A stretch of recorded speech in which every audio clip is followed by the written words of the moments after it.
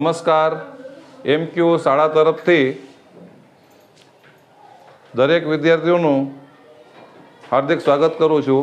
આજે ધોરણ 6ના વિદ્યાર્થીઓને આપણે એ શીખવાડવાનું છે કે એક અંકથી લઈ અને અનેક અંક સુધી નાનામાં નાની સંખ્યા અને મોટામાં મોટી સંખ્યા કઈ છે એ વિદ્યાર્થી જાણતા થાય, શીખતા થાય અને ધોરણ 6થી લઈ અને આગળના અભ્યાસમાં તેને આ સંખ્યાઓ ઉપયોગી બની રહે.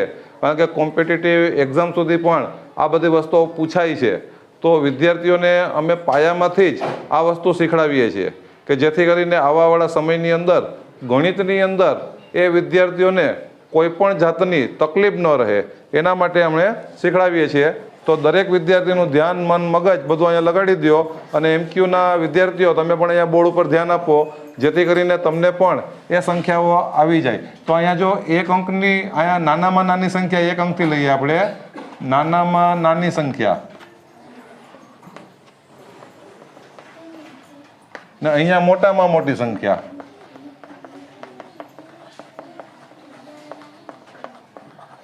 તો પેલા એક અંકની નાનામાં નાની સંખ્યા કઈ છે તો આપણે 100 એકડા લખીએ, 1 થી લઈને 100 સુધી લખીએ. તો એમાં શરૂઆત આપણે ક્યાંથી કરીએ છીએ? 1 થી કરીએ છીએ. Very good. તો 1 છે એ સૌથી નાનામાં નાની સંખ્યા એક અંકની છે. 1 છે એ એક અંકની સૌથી નાનામાં નાની સંખ્યા છે. તો હવે આપણે એ પણ ખબર હોવી જોઈએ કે એક અંકની મોટામાં મોટી સંખ્યા કઈ તો આપણે 1 2 3 એવી રીતે લખ્યા તો 1 2 3 એમ લખીએ આપણે તો કઈ થશે ભાઈ? બોલો. Very good. તો અહીંયા મોટામાં મોટી એક અંકની સંખ્યા કઈ આવશે? 9 આવશે. શાબાશ. હવે જો બે અંકની નાનામાં નાની સંખ્યા કીધું હોય તો હવે આપણા માટે એકદમ કામ આસાન છે. એક અંકની નાનામાં નાની સંખ્યા 1 છે અને બે અંકની નાનામાં નાની સંખ્યા તો એકની પાછળ છે ને આપણે એક શૂન્ય મૂકી દેવાનું એટલે 10 બની જશે. કેટલા બનશે? તો બે અંકની નાનામાં નાની સંખ્યા કઈ બનશે? 10 બનશે. તો મોટામાં મોટી સંખ્યા કઈ બનશે? કારણ કે 99. પછી આપણે 100 લખીએ તો એમાં 3 અક્ષર થઈ જાય છે. 1 અને 00 એટલે 3 અક્ષર થઈ જાય છે. અહીંયા 100 લખીએ આપણે તો આમાં 3 અક્ષર છે, 1 2 ને 3. તો અહીંયા 99 આવશે. તો આ બે અંકની મોટામાં મોટી સંખ્યા કહેવાય. તો અહીંયા આપણે 1 9 વધારી દેવાના.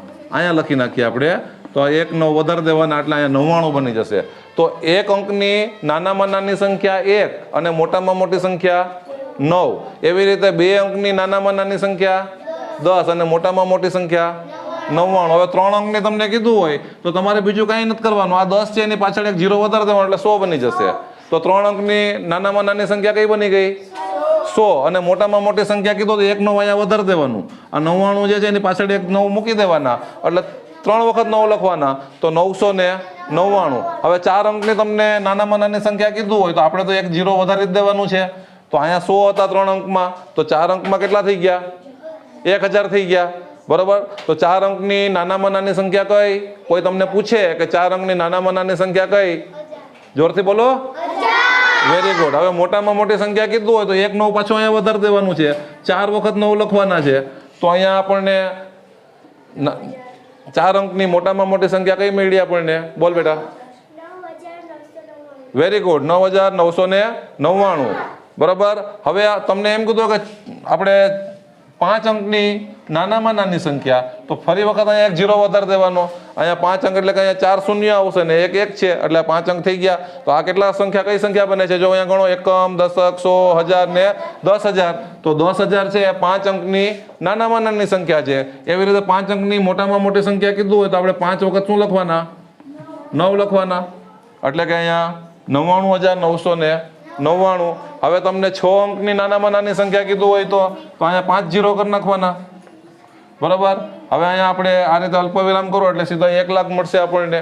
એવી રીતે અહીંયા 6 અંકની મોટામાં મોટી સંખ્યા કીધું હોય તો અહીંયા 6 વખત આપણે શું લખવાનું? 9 લખવાના. તો જેમ જેમ અંક વધતા જાય એમ નાનામાં નાની સંખ્યા હોય ને એની પાછળ આપણે શૂન્ય વધારતું જવાનું અને મોટામાં મોટી સંખ્યા કહેવામાં આવે તો એની પાછળ આપણે 9 9 એડ કરતા જવાના. ખ્યાલ આવી ગયો બધાને? એક અંકની નાનામાં નાની સંખ્યા તો કે 1 છે, મોટામાં મોટી સંખ્યા તો કે 9 છે. બે અંકની તો કે 10 છે નાનામાં નાની સંખ્યા અને મોટામાં મોટી સંખ્યા 99 છે. એવી રીતે એક 0 આપણે વધારતું જવાનું. જેમ સંખ્યા વધારે પૂછવામાં આવે કે ભાઈ 5 અંકની નાનામાં નાની સંખ્યા તો કે 1 લખીને 4 શૂન્ય મૂકી દેવાના. બરોબર. એવી રીતે 5 અંકની મોટામાં મોટી સંખ્યા કીધી હોય તો 5 વખત 9 લખી નાખવાના. તો જેમ જેમ સંખ્યા વધતી જાય તેમ તેમ અહીંયા 9 આપણે વધારતા જવાના છે, એડ કરી દેવાના ની પાછળ, બરોબર. એવી રીતે અહીંયા શૂન્યને એડ કરતું જવાનું છે. ખ્યાલ આવી ગયો બધાને? આ વિડીયો જો એક વખત જોવામાં ન સમજાય તો એને વારંવાર જુઓ, જેથી કરીને તમને એક અંકથી લઈને અનેક અંક સુધીની નાનામાં નાની સંખ્યા અને મોટામાં મોટી સંખ્યા કઈ રીતે લખવી એ તમને એ વસ્તુનો નોલેજ મળી જશે. ચાલો આની ઉપર બીજા પણ પ્રશ્ન હું તમને કહું છું કે ભાઈ જો સૌથી નાની પ્રાકૃતિક સંખ્યા કઈ છે, તમને કોઈ પરીક્ષાની અંદર પૂછે અથવા તો કોઈ ઇન્ફેક્શન આવ્યું હોય ને બહારથી આવવાવાળા સાહેબો અહીંયા આવીને તમને પૂછે, 6ઠા ધોરણના વિદ્યાર્થીઓ બેઠા હોય, 5મા વાળા હોય તો અથવા તો 7મા વાળા હોય, એને આવા પ્રશ્ન પૂછી શકે કે સૌથી નાની પ્રાકૃતિક સંખ્યા કઈ છે. તો તમારે યાદ રાખવાનું છે સૌથી નાની પ્રાકૃતિક સંખ્યા 1 છે. કઈ સંખ્યા છે? 1. કારણ કે પ્રાકૃતિક સંખ્યા છે ને 1 થી ચાલુ થાય, આ ખાસ ધ્યાન રાખવાનું છે.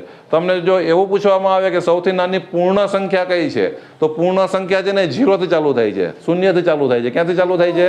0 થી ચાલુ થાય છે. તો સૌથી નાની પૂર્ણ સંખ્યા કઈ છે? 0. સૌથી નાની પ્રાકૃતિક સંખ્યા કઈ છે? 1 છે, બરોબર. હવે તમને કોઈ એમ પૂછવામાં આવે કે ભાઈ સરવાળા વિશે તટસ્થ સંખ્યા કઈ છે, તો એ 0 છે. સરવાળા વિશે તટસ્થ સંખ્યા કઈ છે? 0. તટસ્થ કોને કહેવાય? કે કોઈ પણ પ્રક્રિયામાં ભાગ ન લે. દાખલા તરીકે કોઈ સંખ્યા હોય, દાખલા તરીકે અહીંયા હું 5 મૂકું ને એમાં આપણે 0 ઉમેરીએ તો એના જવાબમાં કોઈ જાતનો ફેરફાર થશે નહીં. જવાબમાં ફેરફાર ન કરે એને શું કહેવાય? તટસ્થ કહેવાય. તો સરવાળા વિશે 0 છે એ કઈ સંખ્યા છે? તટસ્થ સંખ્યા છે. એવી રીતે ગુણાકારમાં પૂછવામાં આવે કે ગુણાકાર વિશે તટસ્થ સંખ્યા કઈ છે, તો કે ગુણાકાર વિશે તટસ્થ સંખ્યા 1 છે. કોઈ પણ સંખ્યા હોય એનું 1 થી ગુણાકાર તો આપણે કરીએ તો એના જવાબમાં કોઈ જાતનો ફેરફાર નહીં પડે, એટલે એને તટસ્થ કહેવાય. ખ્યાલ આવી ગયો બધાને? સરવાળા વિશે તટસ્થ સંખ્યા બોલો જોરથી, જોરથી બોલો, જોરથી બોલો. Very good. અને ગુણાકાર માટે તટસ્થ સંખ્યા 1 સાથે બોલો બધાય. ગુણાકારમાં સમજાઈ ગયું બધાને? સરવાળા વિશે તટસ્થ સંખ્યા 0 છે અને ગુણાકાર વિશે તટસ્થ સંખ્યા 1 છે. સૌથી નાની પૂર્ણ સંખ્યા 0 છે અને સૌથી નાની પ્રાકૃતિક સંખ્યા 1 છે. આ વસ્તુ તમારે હંમેશા માટે યાદ રાખવાની છે.